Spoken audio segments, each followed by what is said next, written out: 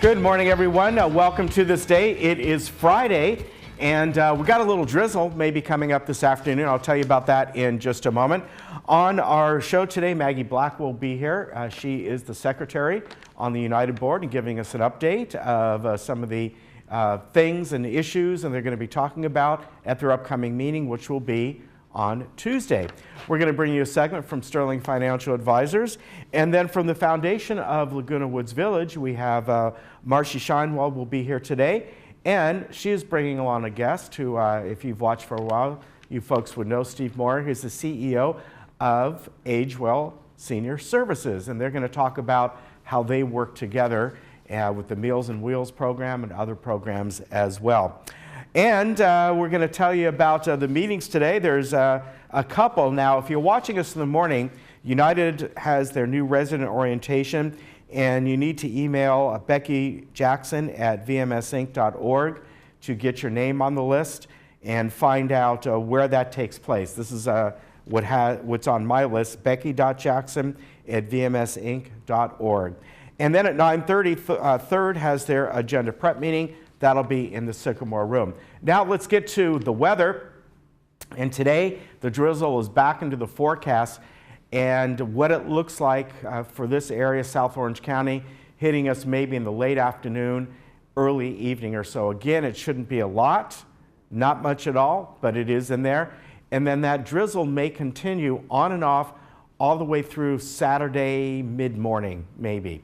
Maybe 1/10 of an inch at most, but it is. Remember I told you a couple days ago, this system, it's going to ebb and flow and change almost every single day, and it has. That's because it's very sporadic. There's not a lot to it, and it's back in, maybe a little drizzle, starting late afternoon, evening, overnight.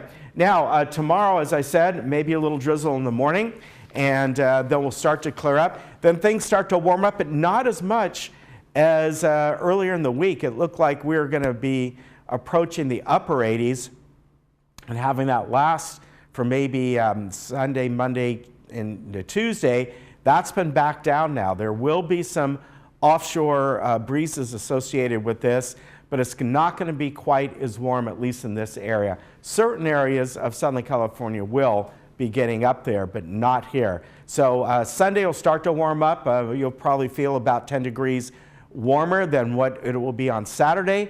Monday, we should be about 82 or so, then backing it back down on Tuesday when some more clouds start to come in. That marine layer comes in mostly in the morning, and then it'll dissipate and it'll be pretty nice. But still, maybe about 8 degrees cooler on Tuesday. Let's look around the state, and everywhere you go, it will be cooler today and Saturday, and then warmer on Sunday. So a little bit of rain in some areas today, and then on the weekend, probably a little bit up there on the north coast, but every place else. As the system starts to move down, we may get, as I said, a bit of rain in the morning till about mid-morning. But for the most part, Sunday will be really nice everywhere and start to warm up. Palm Springs, you can see, will go up to 90.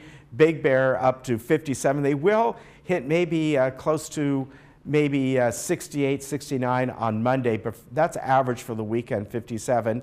Monday will be a bit warmer up there, and then both Mammoth and Tahoe will be in the low 50s, going down to the mid to low 30s overnight. So overall, things are not going to be quite as warm as I said the first part of the week, but it certainly will be pleasant.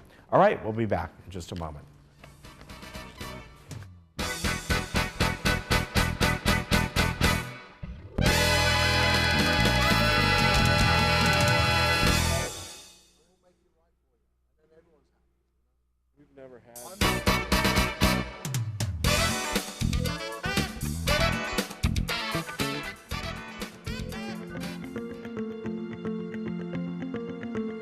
We now know with certainty that starting screening mammograms at age 40 and repeating them yearly has the potential to save thousands of lives every year. In patients with no risk factors, they should start annual mammography at age 40. The Society of Breast Imaging, the American College of Radiology, the American College of OBGYN. Okay.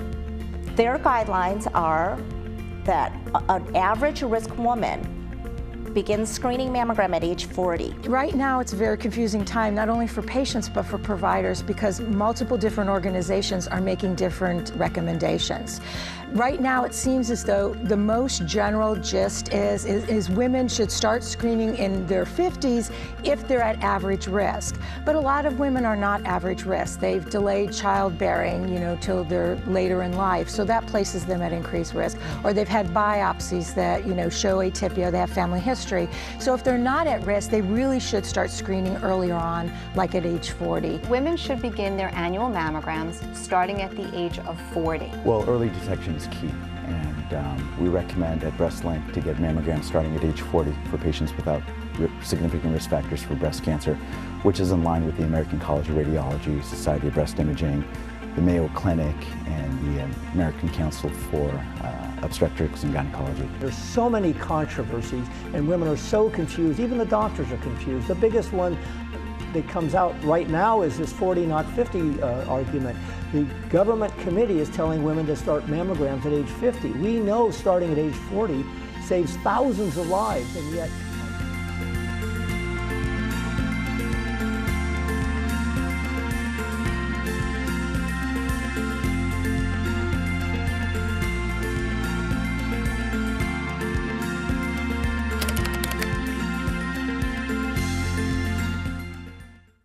Looking for a change of scenery? You don't have to play golf to enjoy all that 19 Restaurant and Lounge has to offer. From a delicious breakfast menu to our delectable lunch and dinner specials, at 19 Restaurant and Lounge, there is something for everyone. Relax with your friends and family and take in the beautiful view from our spacious patio, or enjoy a cocktail and appetizer in our lounge. 19 Restaurant and Lounge is a great place to socialize, enjoy a meal, or simply take in the view. Join us 7 days a week and experience Laguna Woods' exclusive dining experience.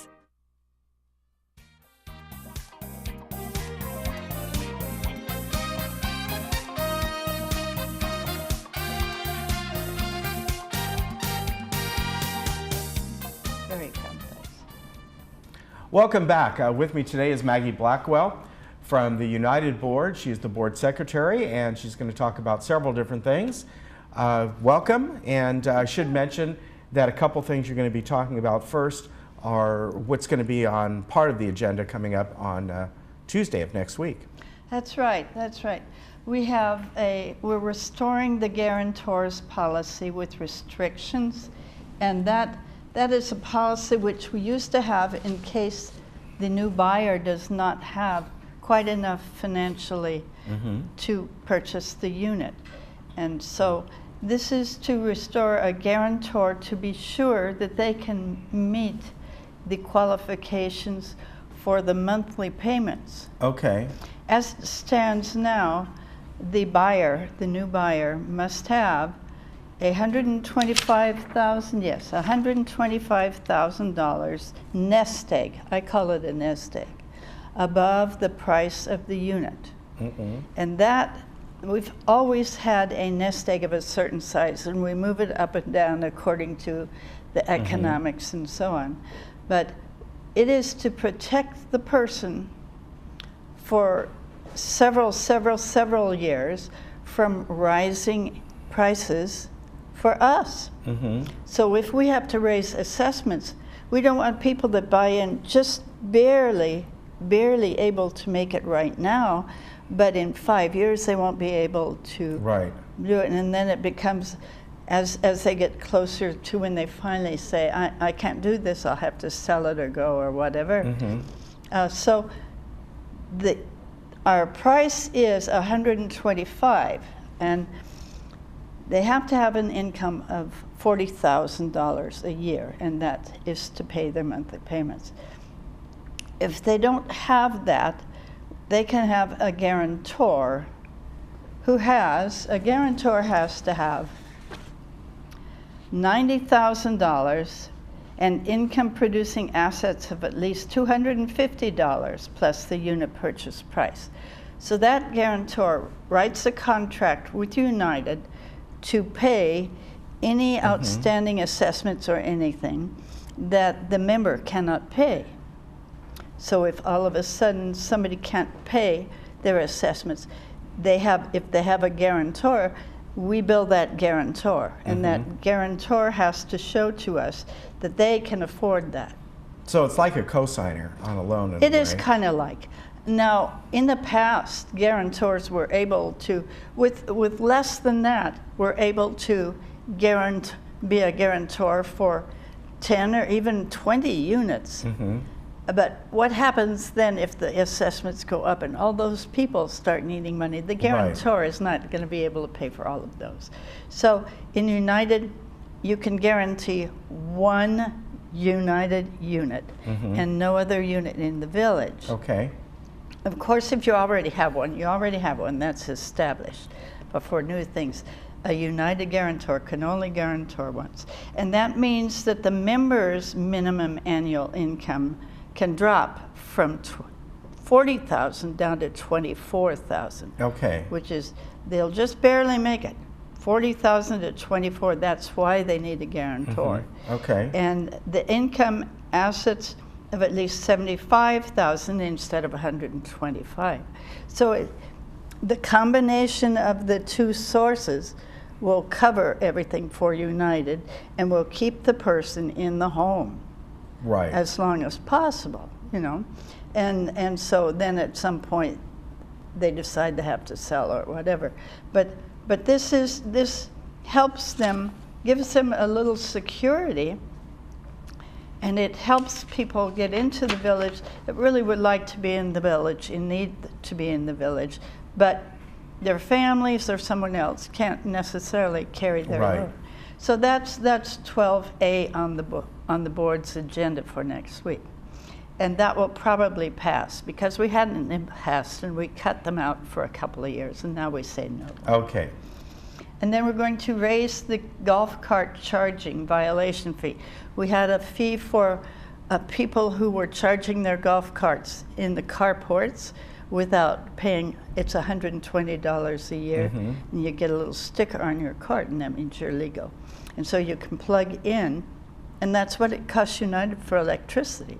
Right. So we have people who buy the golf cart and they don't get the sticker, and they plug it in, and security doesn't go around and check every golf cart every week or every month. So people slip through, and they don't come in and buy their sticker, and they don't pay their $120 a year. Well, the other fine used to be $50. Well, that's pretty good. You can sneak around for a couple of months and months and months and only pay a $50 fine, and that's it.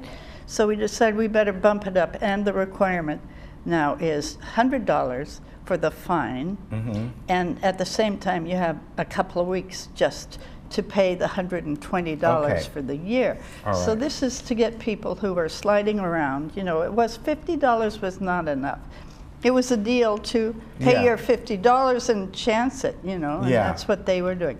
So we don't like that. Then we had a very big conversation about roommates in, yes, here we go. Roommates in the last meeting. Because several people have said you need to have roommates to help people who, say, don't have a guarantor or whatever, to help people make the payments. And roommates superficially are a very good idea, but for senior citizens, for elders who are not strong and not well and not able to protect themselves, it can be a very dangerous situation. It's so easy for them to be victimized. It is, I mean, they sign up to have someone come in and they make a little contract or something, and the person comes in, rents the room, and then starts stealing their stuff. Well, what's their recourse? You know, they're going to call security and say, my roommate is stealing my stuff, get him out of here. Well, we don't have the right to get him out of it. Right. occupancy. So, Yeah. so it was a very tough call. Social services, we asked for a pros and cons on that issue, because superficially, again, it sounds like a great idea, and it would be on the outside if you weren't a senior or if you had family members who could help you out. But the pros are it helps to subsidize income for the residents, and that's a good thing. Sometimes it just provides also socialization, which they might like, you know, if they're not well or strong. And it provides extra safety. For that reason, if you fall inside the unit, there's another person there to find you. Right. So those are three very good features about a roommate possibility. But the cons, Tim Moy wrote a list of cons. There's potential abuse and difficulty evicting. Parking is a big concern. Renters are not invested in the community. You know, they're not likely to take care of things the way the members do. Clutter violations, animal nuisances if they bring their animal, neighborhood disputes, nuisance violations, and increased theft, and increased illegal occupancy. The difficulty with the roommate is that it wouldn't be a contract with United, because it would be a contract with the resident. Right. And so United can't step in and help, and United can't take the person to court if they're stealing your stuff and selling things, or they're damaging your unit. You know, what is your recourse as the resident? And 85, 90-year-old people want the company and they like the income, but they can't handle all the legal issues. And if you might, people can be very nice when they want to be your roommate, and then all of a sudden the blinders come off when they're in there. Right. And you just have no protection against them. Yeah.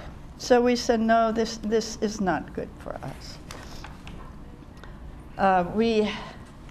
Our attorney said, if we're going to do this, we have to have a background check, and we have to have all kinds of things, and it began to become very cumbersome. We'd have to do some checking, frequent checking, to be sure our people were protected from their own roommate. Okay. And this was just too much. And so is this ongoing, or is it just done for now, or what? we had it discussed shortly on one meeting, and then we had a very long meeting about it. And we heard the two sides, and the attorney said it's going to be very complex for you because of all the legal issues. Right. So what happens if the roommate gets sick or needs help or whatever? And whose responsibility is that to care for them and take care of them?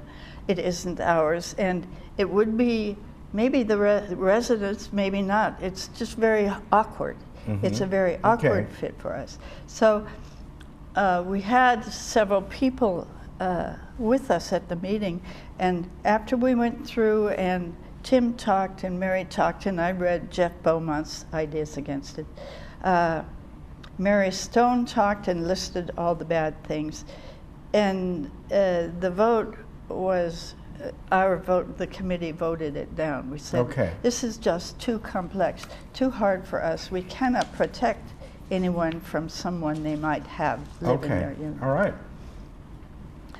And then for future discussions, we're still talking about election issues. We have a new election company now. I don't know their name.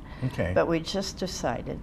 And so all our old election procedures may need to be modified for whatever they think is good. Now we have certain rules. By law, we have to announce it and send the ballots out. Now, let me ask, why is there a different election company? Is that for everyone or just United? Well, Chapman retired. Oh, and he was the company, and so I didn't realize retired, that. And so he's off in the sunset. I don't know where he's living. Got it. I don't even know if he's living here, but okay. I didn't realize that. But so that just sunset, and so we had to find a new company because we have an election coming up, you know. And so we discussed our election rules and went over them briefly, but we can't really say yes or no what we're going to do until he says, Right. well, I need their statements by this time, and I need this in order to print the ballot by this Okay, time, got and it's it. going to cost you this much per ballot, and so on and so on Okay. and so on. And so we have that. And then we're continuing to discuss the canvassing and the flyers policy. And we fine-tuned ours. Fortunately, ours, as I say, still comport with the law, but we are making a little more protections. It basically is the flyers have to have an identification at the bottom of who is supporting this. Okay. And Got it. and it has to be delivered in a way that won't become litter all Yeah. over United. Okay. And so we've got the rules about you have to put it under the floor mat a little bit or put it somewhere, and you can't enter a closed gate and things like that. Okay. And All right. also people, according to the new law, can come and knock on your door and talk to you. So if they do that, then we say, some people cannot be disturbed, you know, really. So if they have a do not disturb sign, you have to honor that. Okay. But otherwise, it's free speech for the candidates and for the cause. Right. And that's what the bill was passed, to provide free speech. And so we're allowing free speech, but within limitations, just to help keep the village tidy and not scare the residents. So we're saying they can come and knock on the door between 10 and 7 so that people who are working have a chance to get Okay, home, and they got can it. reach those people. All right. So that's sense. very exciting. And we have a policy for allowing approval of more lenders, and that's lenders. They say we only have really NCB who Right. lends to us. There is another company who expressed an interest, and they're active in this state and Arizona, I guess, or Colorado. Okay. I think it's Arizona, but they don't have the accreditation and things. They don't have the longevity in the industry where we can say, yeah, this is a sure company. So it won't do us any good if the company goes out of business and they're the lender for these people. That gets very complex. But so we will see, and they have to agree that we have the first claim right. If the unit must be sold due to arrears and things like that. Most companies don't want us to have the first right, but after all, the place is here. So we get the first right, and if they agree to do that, that's why we're interested in that one company, because they would agree to that. But they are a fairly new company, though they're doing quite well right now. Okay. So we'll have to check that out. And another thought I had just came up because if you don't have an RF, this is totally different. If you don't have your RFID sticker on your car, you are a persona non grata. You are a visitor. Right. I was driving into Gate 2, which is the new Arms now. So I was driving into Gate 2 yesterday, and a green, I was coming from the left turn lane, and a green truck came from the right lane. And he had a choice of the visitor's lane, which has 2 cars in it, and the residence lane, which had only 1 car in it. So he went into the residence lane, and then he got to the arm, and it did not raise. Now the guard, the gate guard, was dealing with the people in the visitors lane, Yeah. of course, and checking their ID. And this guy was he just waved, and the guard had to yell at him, no, get in the other lane. So I backed way up. I gave him 2 or 3 car lengths so Yeah. he could get there. And he didn't want to do that. He just wanted them to give him he was just waving his hand out there, and I thought, is he running? What's he got? You know, So you do could you have a think Starbucks card in your hand, you know. Who knows what he's got in his hand? And he was just yelling, and then pretty soon there were 3 or 4 residents, visitors that needed help. Yeah. So Right, I the can gate see, guard yeah. finally lifted the gate. So I took his number down and checked it with with Tim, and Tim said, no, it's a resident who has not gotten their RFID. Right. Well, we've had RFID issues for 3 years now. Yeah. For Pete's sake. Spend your $25, get your RFID, and go legally through the gate. Right. He did an illegal gate entry from there. And so don't do that. Get your $25, get the sticker on your car, and be fine. Yeah. I mean, really. Yeah. All right, very good. Thank you for the update. Okay. And we'll have the United meeting next Tuesday that we broadcast here.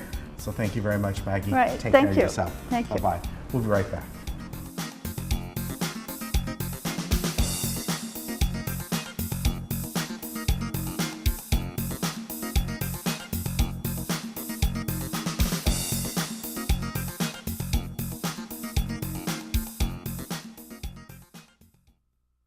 With RE/MAX and your Laguna Woods real estate specialist.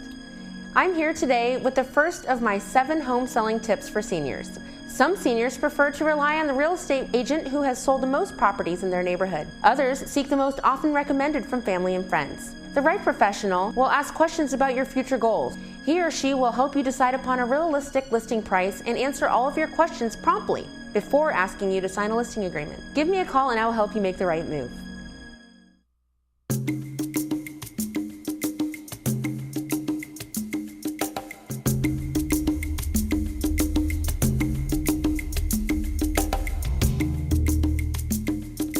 I'm Under Sheriff Don Barnes with the Orange County Sheriff's Department, and I have some important information that I'd like to share with you. If an emergency vehicle like a police car, fire engine, or ambulance are driving with their lights and siren on, it is responding to an emergency. Our ability to respond safely and quickly depends on you and the actions you take to help us. Remember, the person we're responding to help may be your friend or loved one, and we can't help them if we cannot get there. Here is Deputy Walewa to tell you what you should do when an emergency vehicle is responding to an emergency. Every minute first responders spend on the road is critical time to a person in need waiting for us to arrive. First and most importantly, when you see emergency vehicle lights or hear sirens approaching behind you, safely and carefully pull over to the right side of the road.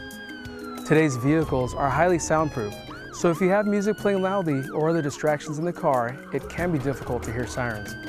Drive with minimal distractions and keep music at a volume that will enable you to hear emergency vehicles. Remember, other drivers may not be as aware as you are.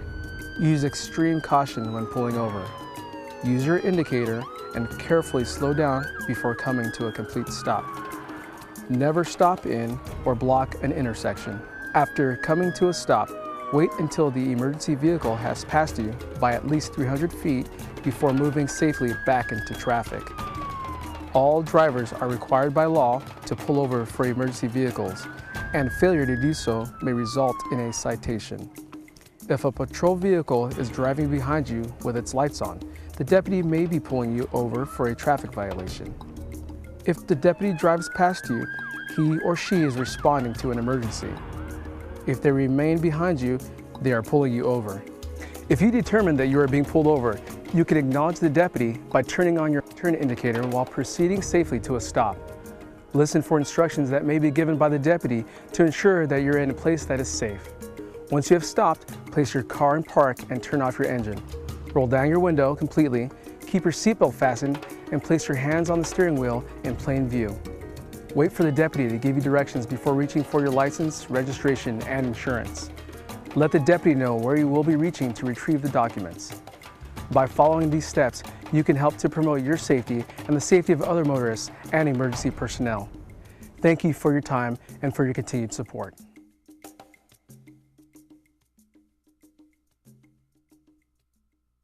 Are your hearing aids not working as well as you'd like? The person who programs your hearing aids is way more important than how much you spent on them. The good news is that we can help. I'm a retired electronics engineer who will precisely reprogram your hearing aids to your unique hearing loss. If that doesn't give you significantly better hearing, I won't charge you a dime. You have nothing to lose and better hearing to gain. So call Hearing Remedy right now and ask for your personal better hearing appointment.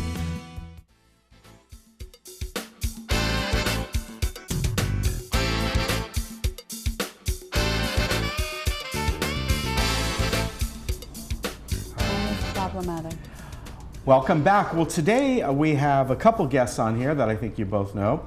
From the foundation of Laguna Woods Village, we have Marcy Scheinwald. And from AgeWell Senior Services, we have their CEO, Steve Moyer. And today we're going to be talking about the partnership between you two. And Marcy, first with you, the partnership you have with other organizations with the foundation, right? Yes. I think most of the people in the village know that the foundation is here to help people when they encounter financial hard times, and we provide financial assistance for medical care, caregiver services, medical alerts, pharmacy, food, transportation. But in addition to that financial assistance, we've also begun to work with community partners to make sure that the needs in the village are being met.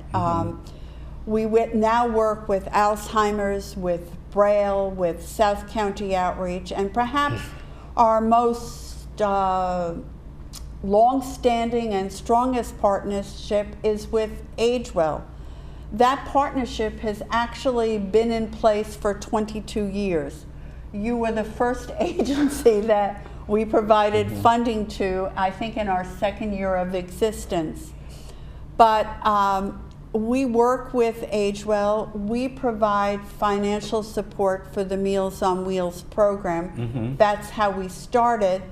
But we've also branched out. And I'm sure in the course of talking with Steve, we'll talk about two of our newer initiatives. But perhaps Steve can provide some insight into the Meals on Wheels program in the village. Okay, welcome again, Thank Steve. you. Okay. And I guess what I'm first going to ask is who helps who, or do you help each other? We help each other. Okay. Yes. We definitely help each other. And what Marcy said as far as the relationship, the long-term relationship that we've had with the foundation, it goes way back. And it's something that they've been just a tremendous partner and supporter of ourselves that allows us to accomplish our mission, which is really to provide resources to older adults, to promote their vitality and support their independence. And with the funding that we get from this great foundation, it certainly helps do that, and it's strictly for the village residents. So the biggest partnership is, of course, with Meals on Wheels, right? Yes, that is correct.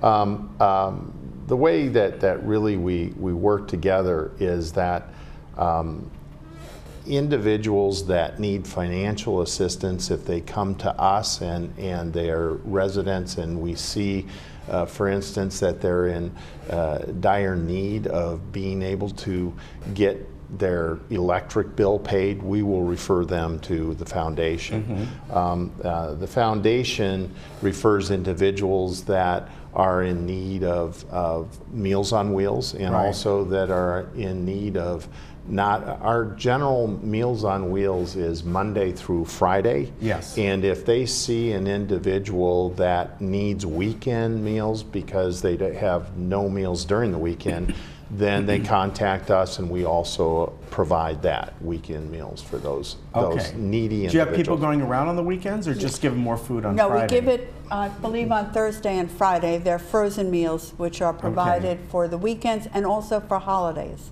Okay. Yep. About 3 years ago, we started a pilot program with AgeWell to meet the needs of what were identified as food insecure seniors. Right. Either because of disability, lack of family support, financial limitations, just didn't have access to food on the weekends and holidays.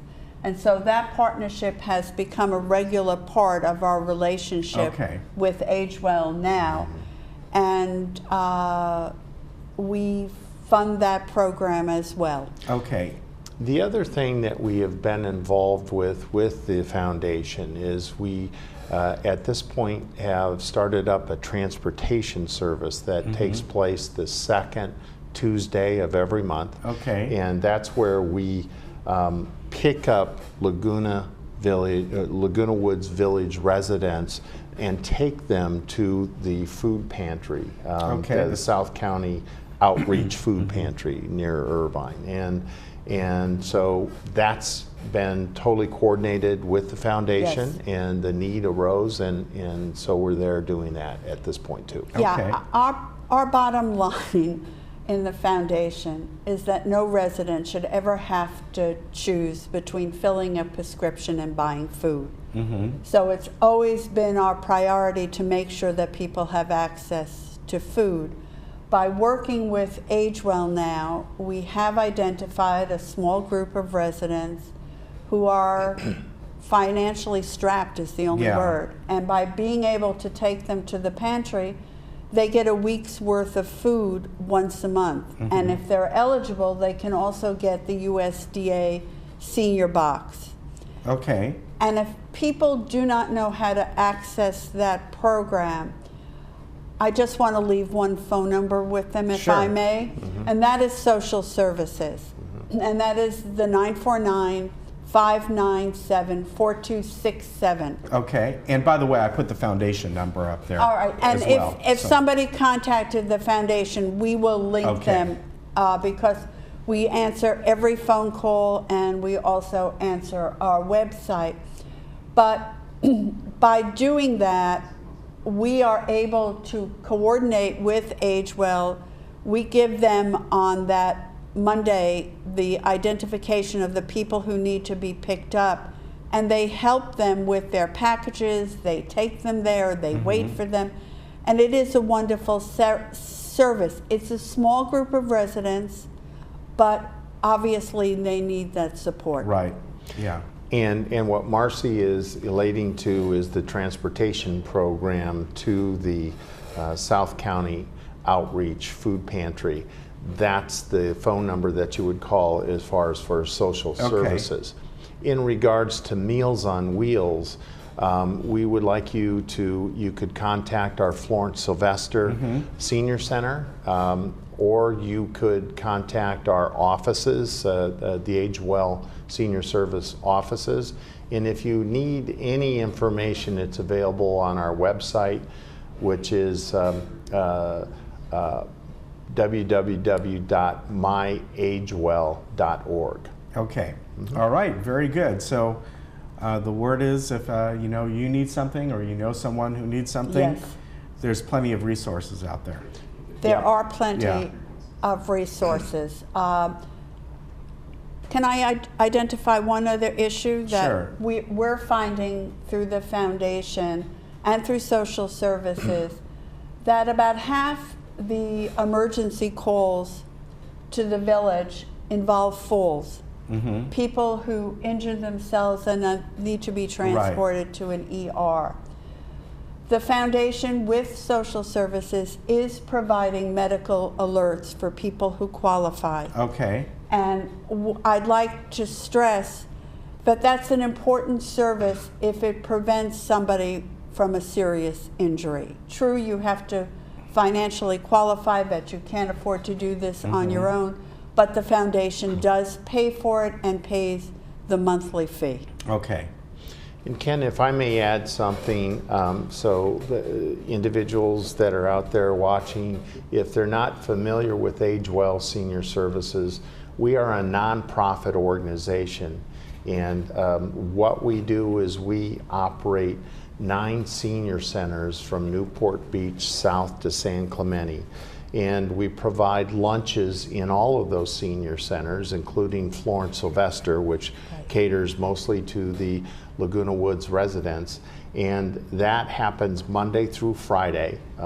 We serve a hot lunch in that Florence Sylvester Senior Center, located really at the corner of Santa Maria and Moulton Avenue. We also deliver Meals on Wheels to all the areas that I spoke of where we have senior centers.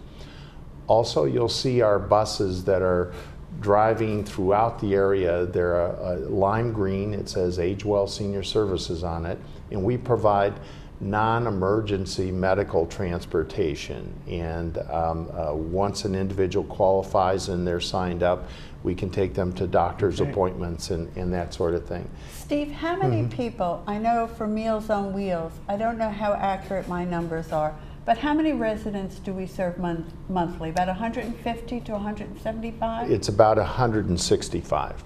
Okay. Yeah, and that's there. And then the other thing that you touched upon, Marcy, is we have case management.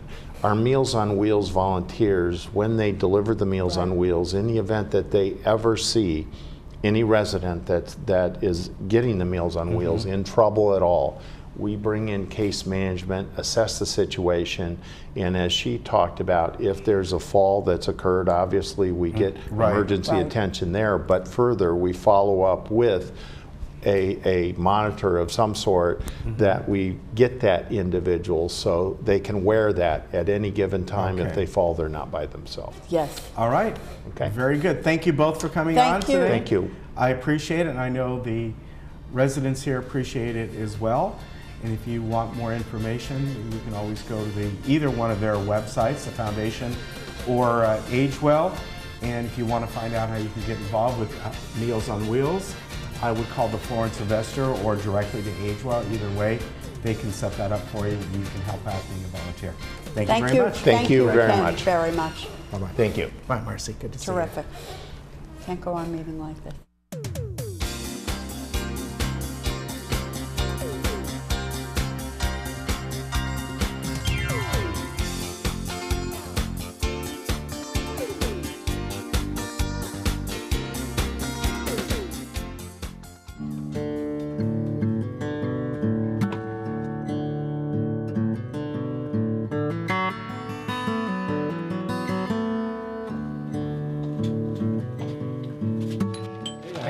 Great day today. Oh, I respect it.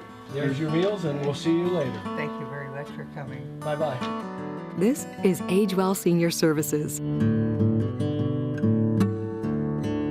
Won't you make it yours? And now's the time you've been waiting for. The undisputed champs, Tundra and Tacoma. And in this corner, the reigning rulers of the road. Let's get ready for spring. Not bad. Ready for a great deal? Let's do it! So good. What makes an amazing deal even better? How about that every new Toyota comes with Toyota Care, a 2-year or 25,000-mile no-cost maintenance plan and roadside assistance. Ready, set, go get your Toyota today! Toyota, let's go places. Are you looking for a better way to manage your medication? MedBox by AmeriPharma has redefined the pharmacy experience. No more pill organizers and vials. When we fill your prescriptions, you get all your medications conveniently packaged by the dose and delivered to your door at no additional cost. This means no change in insurance, copays, or out-of-pocket expenses. Call our specialists today and discover the new way of pharmacy.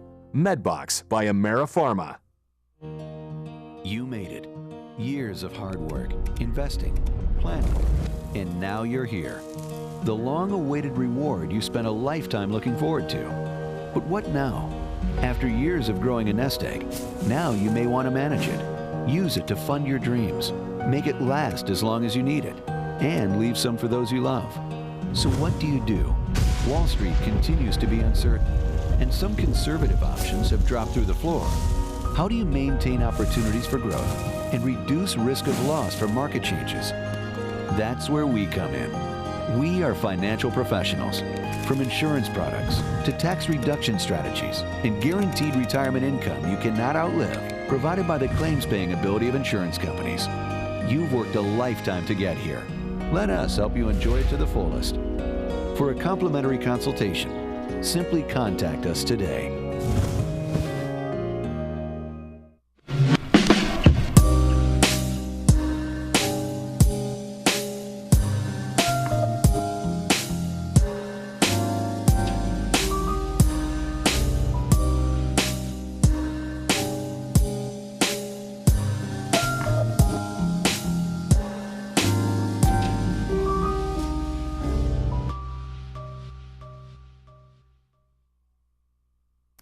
Hi folks, this is Dan O'Weiler with Sterling Financial Advisors. You've seen me from time to time coming in to be on Channel 6 with Ken Goldenberg, and he has interviewed me with various retirement topics over the years, and we've decided to maybe take a little bit different approach in educating you on some things that we think are important in setting up a secure retirement.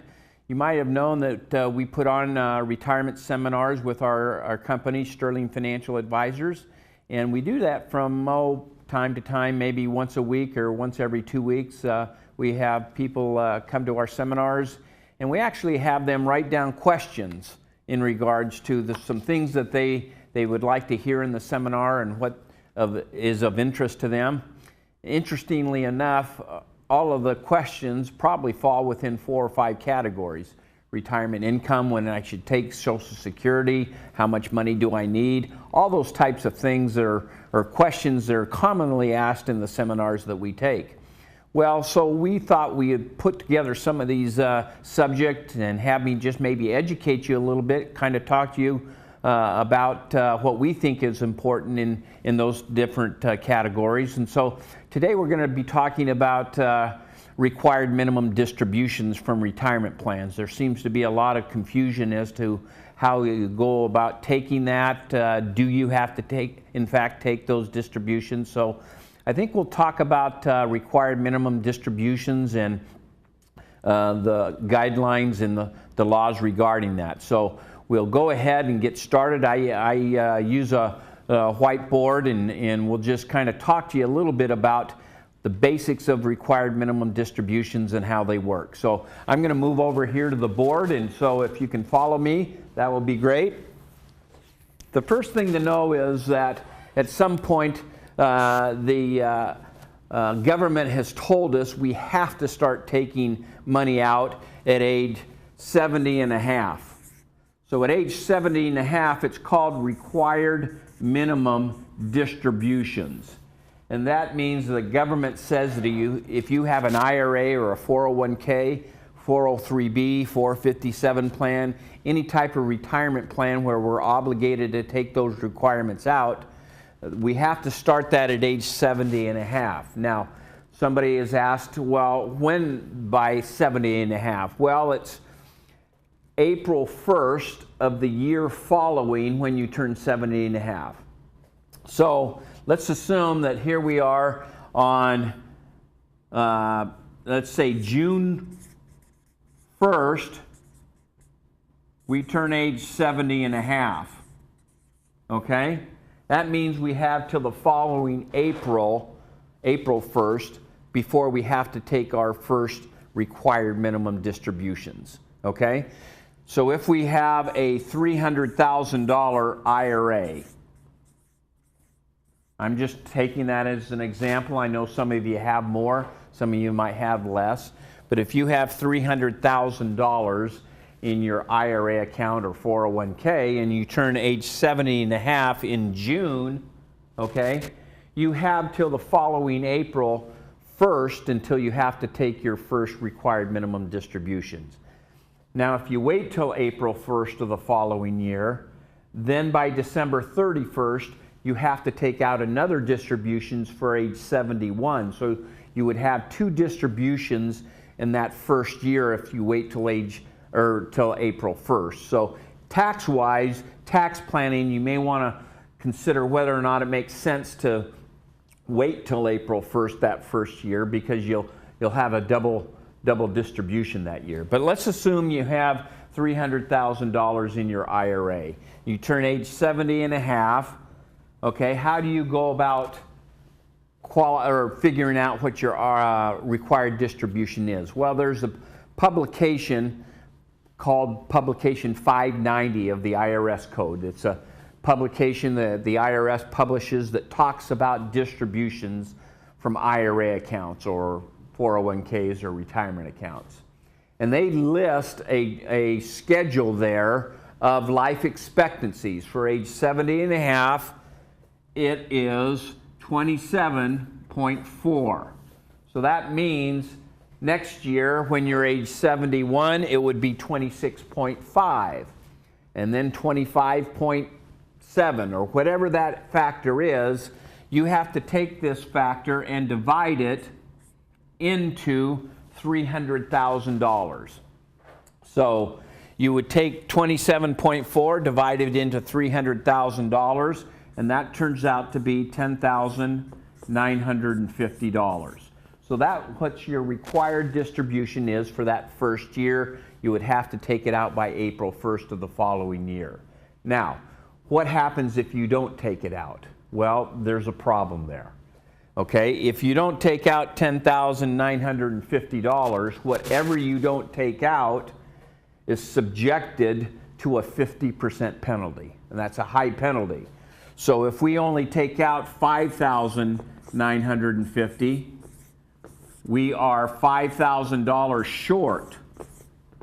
That means that you would end up paying 50% penalty on that, which equates to $2,500, okay?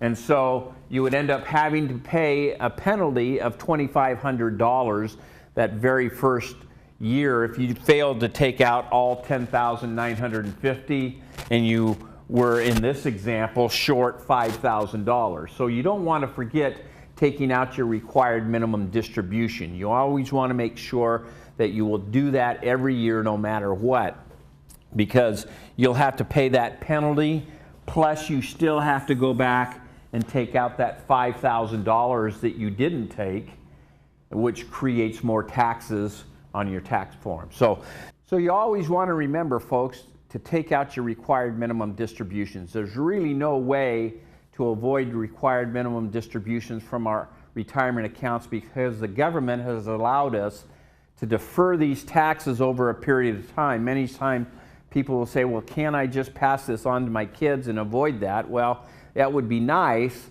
but the government requires us to take out this because they want the taxes, and they said age 70 and a half is when we have to start taking this out, okay?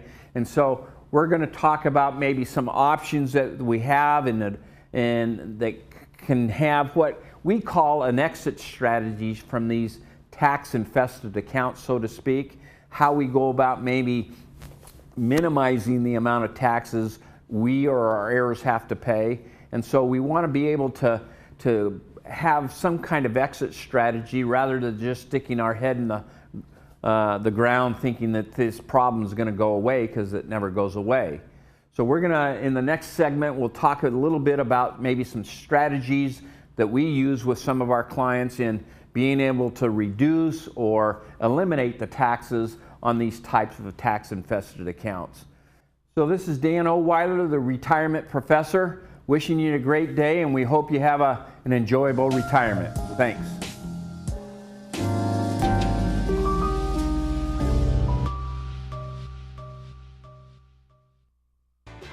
Hi, I'm John Bowser Bauman. You probably know me best as Bowser from Sha Na Na, but I'm also president of Social Security Works PAC. And you know, when I'm in Laguna Woods, I always watch Village Television.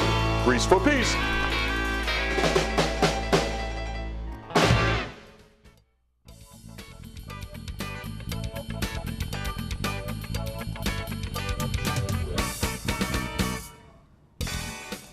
Ralph Breaks the Internet is our movie today at 2 o'clock and 7 o'clock. This is a Disney movie.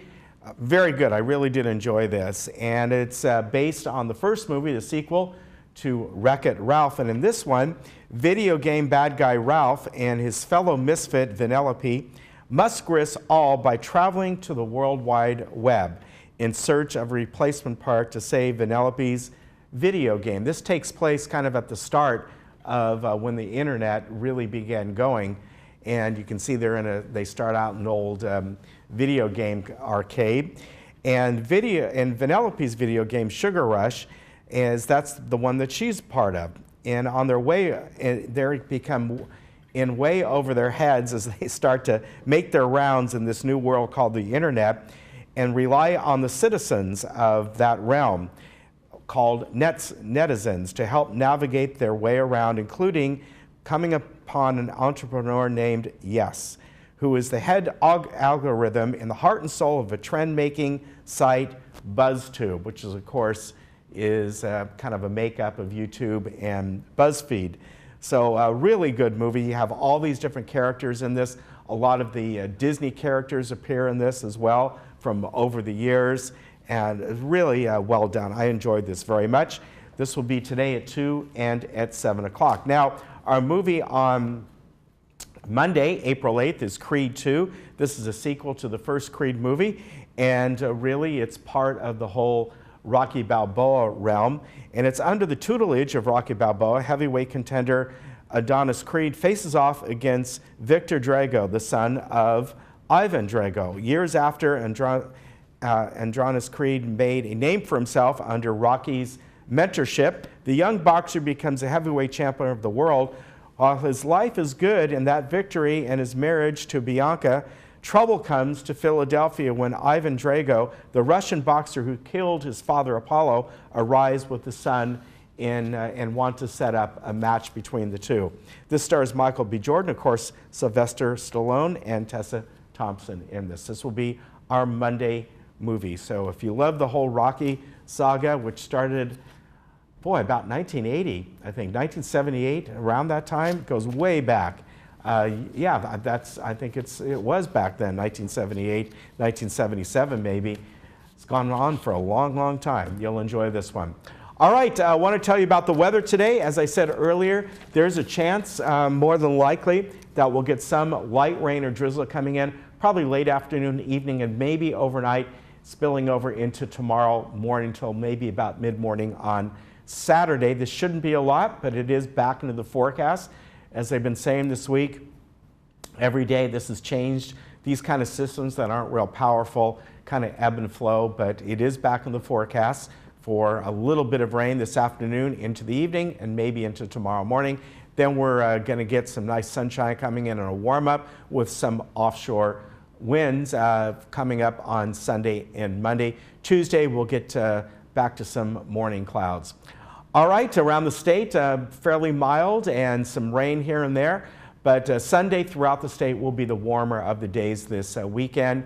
As you can see there, not bad weather at all. Those are the averages that I usually give over the next couple days for the weekend. All right, we will see you Monday. Have a good day.